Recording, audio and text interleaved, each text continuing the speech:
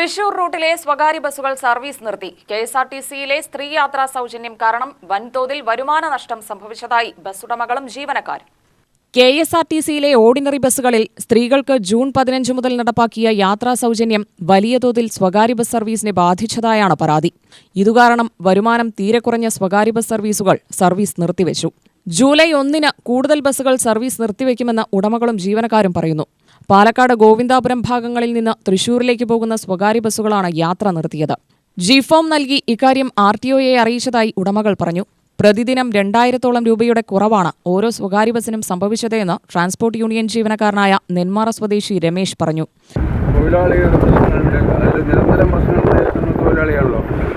സ്വകാര്യ മേഖല നിലനിന്നില്ലെങ്കിൽ നമുക്ക് നമ്മുടേതായ പ്രയാസങ്ങൾ റിട്ടയർമെൻറ്റ് ആയ കുറേ ആൾക്കാരും അതൊരു പുതിയ തലമുറകൾ ഇവിടേക്ക് വരാൻ തയ്യാറാവുള്ളല്ലോ ഈ ഫീൽഡിലേക്ക്. പിന്നെ അതിലേറെ ദുഃഖത്തിലാണ് ഇപ്പോൾ. കാര്യം ടാക്സ് ആയാലും ശരി, ഇൻഷുറൻസ് ആയാലും ശരി. ഇൻഷുറൻസ് ഇപ്പോൾ ടാക്സ് കമ്മിയാക്കിയില്ലേ 50%. അതിലൊന്നും കാര്യമില്ല. ബസ് നിർത്തിയാണ് തൃശ്ശൂർ ജില്ല ഇപ്പം തന്നെ 10.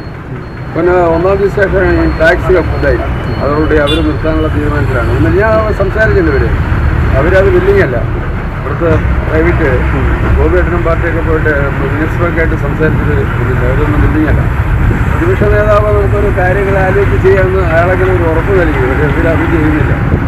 ഇവർക്കിപ്പോൾ സ്ത്രീ സുരക്ഷിതത്വമാണ് മെയിൻ. സ്ത്രീ സുരക്ഷിതത്വത്തിൻ്റെ ഭാഗം ആയുധം നിർത്തുകയും ചെയ്തു. എത്ര ബാധിച്ച്?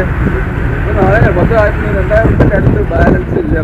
അത് ലക്ഷ്യം എന്തല്ലോ 1500 റുപ്യ ഇന്നലെ ബാലൻസ്. 1500 റുപ്യ പറയുമ്പോൾ എന്നിട്ട് മാസത്തെ വരുമാനത്തിൻ്റെ 2800 രൂപ മാത്രമാണ് കഴിഞ്ഞ ദിവസം കളക്ഷനായി ലഭിച്ചത്. 4000-ത്തിലധികം രൂപ ലഭിച്ചിരുന്ന സ്ഥാനത്താണിത്. കണ്ടക്ടർമാരുടെയും ഡ്രൈവർമാരുടെയും വേതനത്തിലും ഇതുമൂലം വലിയ കുറവ് വന്നു. തൃശൂർ റൂട്ടിൽ ഒരു ദിവസം 500 രൂപ മാത്രമാണ് ജീവനക്കാർക്ക് വേതനം ലഭിച്ചത്. 700 രൂപ പ്രതിദിനം കിട്ടിയിരുന്നത് 500-ആയി കുറഞ്ഞു. ഗ്രാമീണ റോഡുകളിൽ കെഎസ്ആർടിസിക്ക് തൊട്ടായി സർവീസ് നടത്തുന്ന ബസ്സുകൾക്കാണ് വലിയ തിരിച്ചടിയേറ്റിരിക്കുന്നത്. UTV news, Palakkad.